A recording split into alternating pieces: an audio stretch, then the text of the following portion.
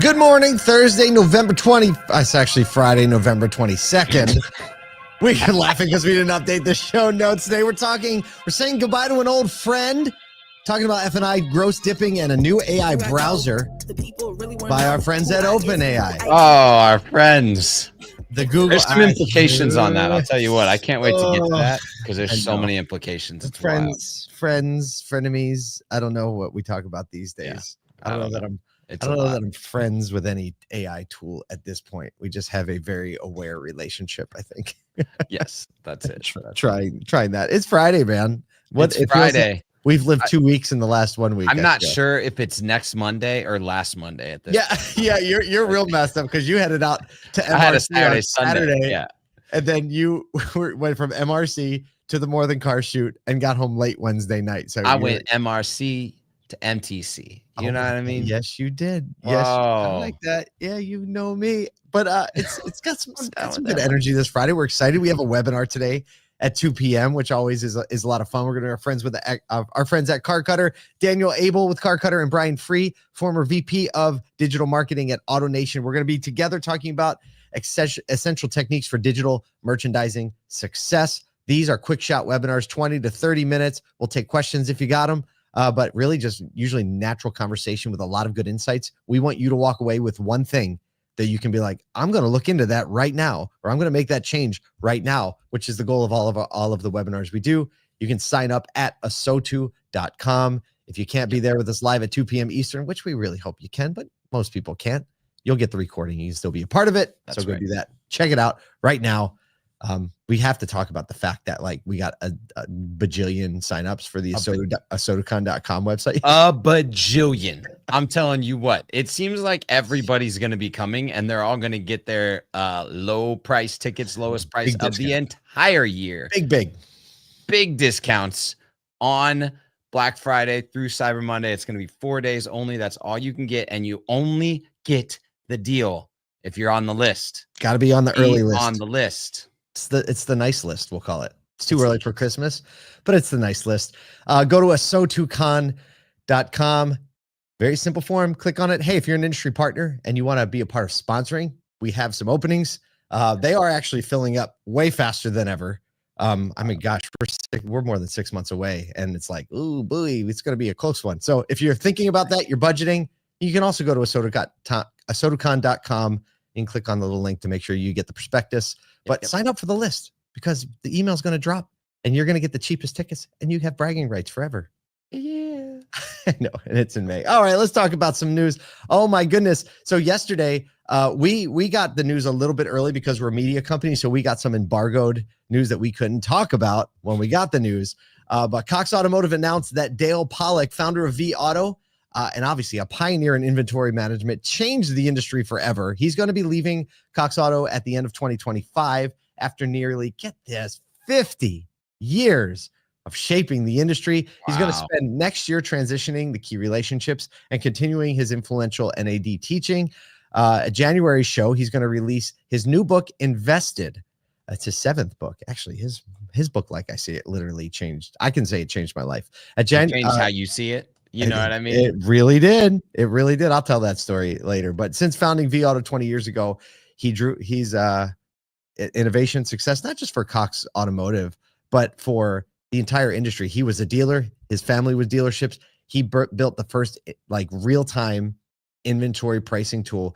It was called M Power, the letter M Power, then transitioned into vAuto. I remember him telling me stories thinking like he leveraged his house to build it.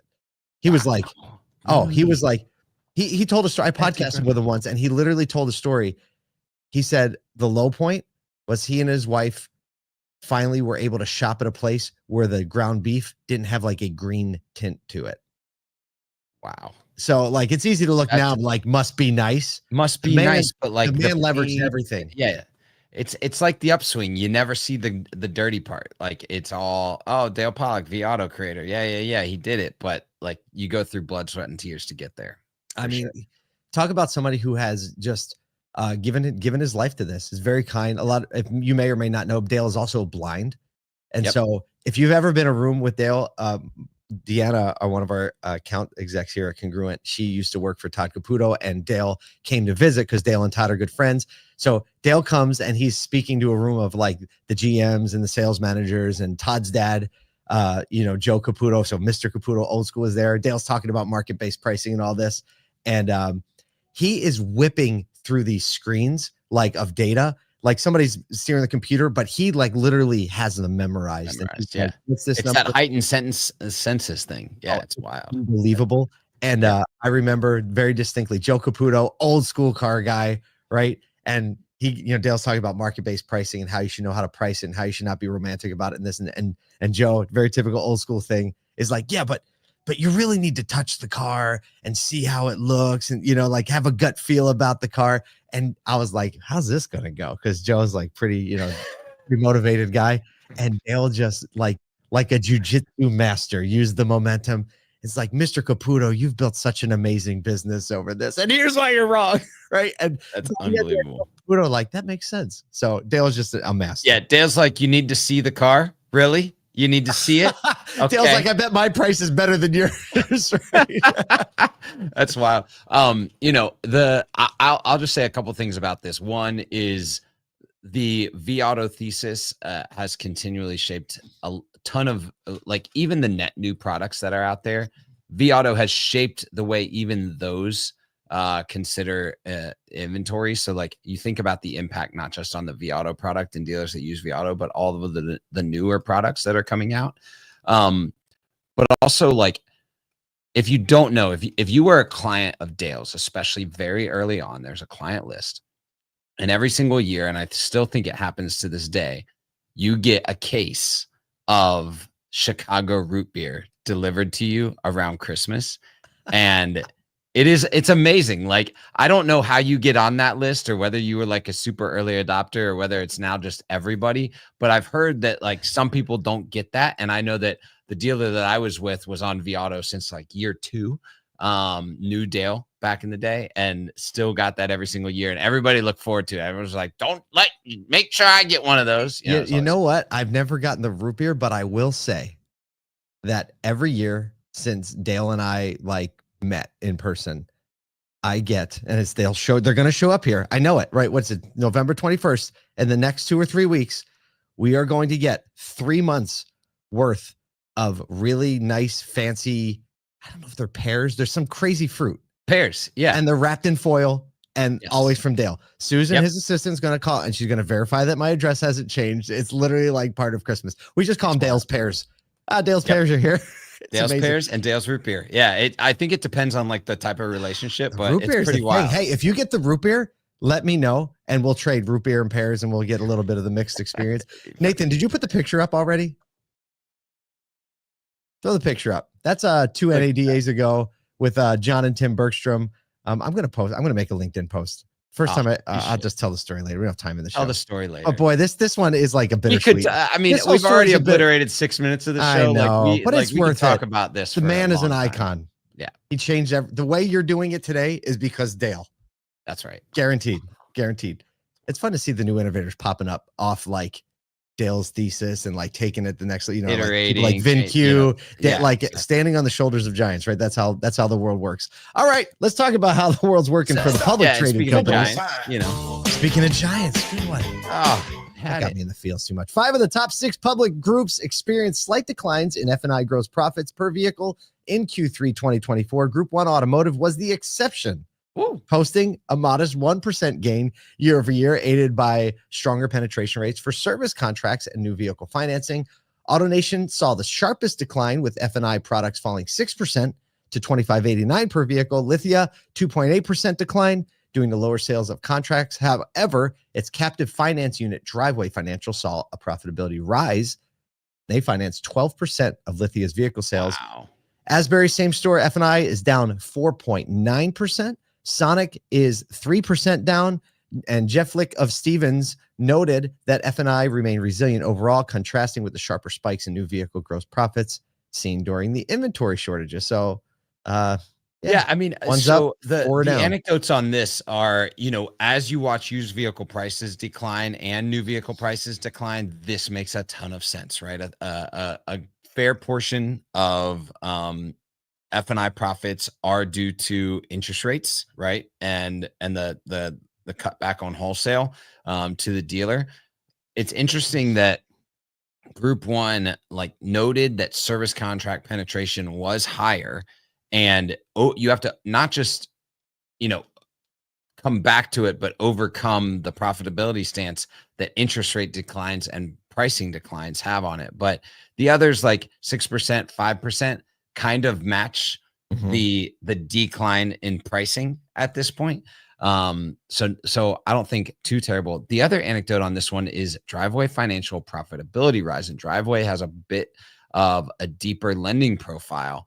And so you see that, you know, continuing to look at like mid and subprime, you know, and even like near prime as opportunities to find the right banks and the right relationships and the right vehicles to put those people in those cars, because that financing is an opportunity to kind of find a net new audience for vehicle sales right now.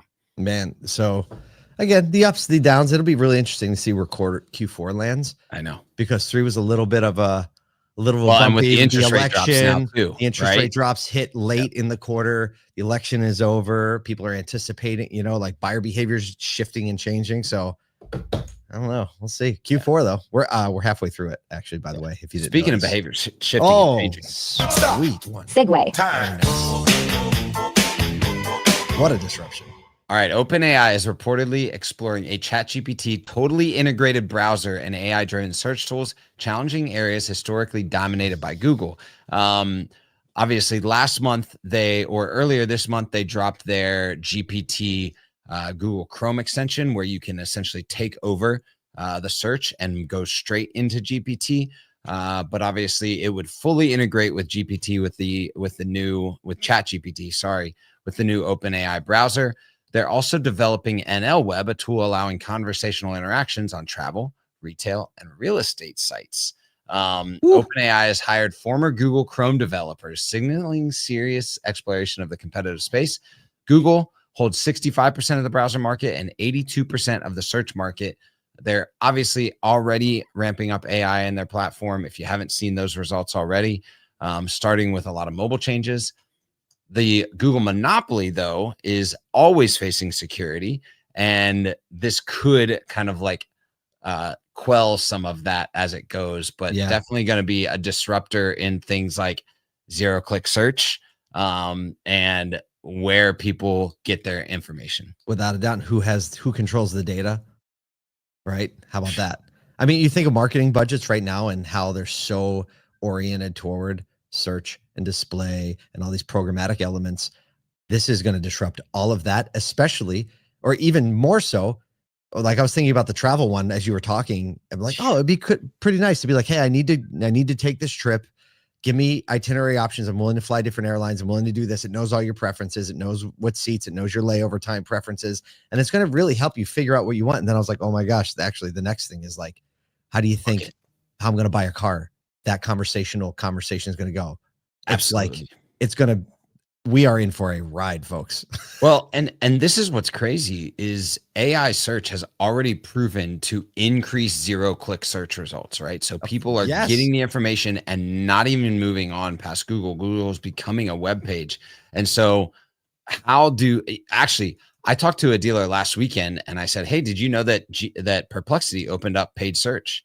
They were like, where can I go buy that right now? Yep. And the reality is that if you're paying attention as a dealer and you look at these new media opportunities, because you know, if someone opens up search, they're gonna open up paid search at some point.